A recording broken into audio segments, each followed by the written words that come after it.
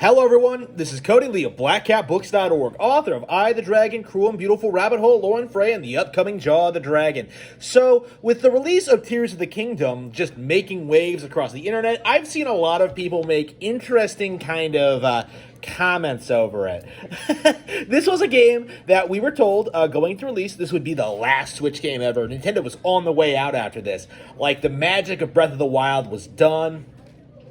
It's never going to be replicated. Nintendo fans are going to someday discover like other better games, and they're just going to flock off to Xbox, to PlayStation, to PC, and play all these mature games for mature gamers. There was going to be an exodus of Nintendo fans. Like we were supposedly starving of content. We supposedly had to wait 6 years for a sequel to a Zelda game. We had to like wait all this time for a DLC for Tears of the Kingdom, and there was no possible way it could possibly live up to expectations.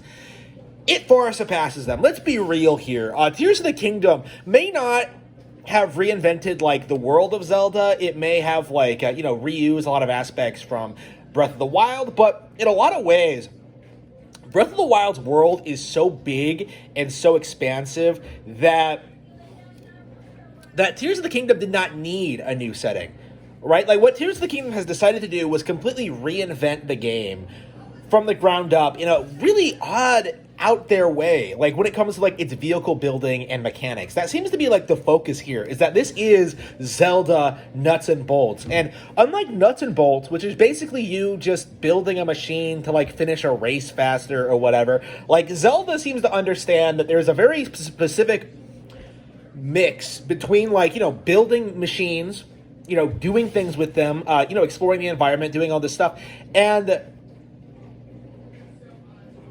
being a Zelda game.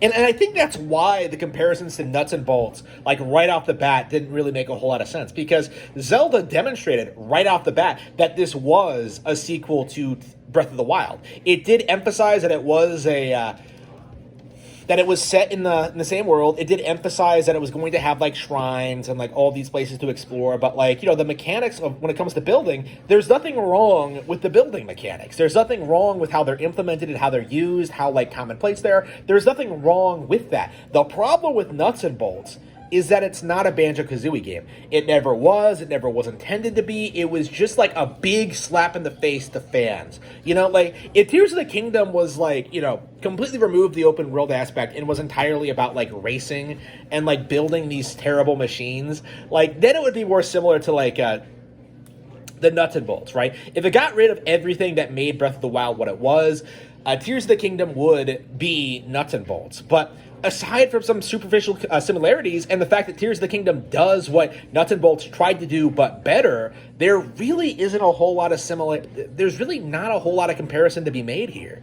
Like, honestly, like, so many people were so intent on, like, making the Nuts and Bolts thing a meme, they completely neglected to mention the fact that this kind of, like, creativity, this kind of building, this kind of design is actually really innovative and really forward-thinking on Nintendo, because so many people are coming up with cool, interesting ideas for what they can do in this open world setting with this building mechanic. I myself have been like flat floored by the sheer amount of like interesting puzzles that they came up with, with this mechanic. And although I miss some of the aspects of Breath of the Wild, like it's been kind of weird, like starting fresh, like, with no hearts, no equipment, no nothing.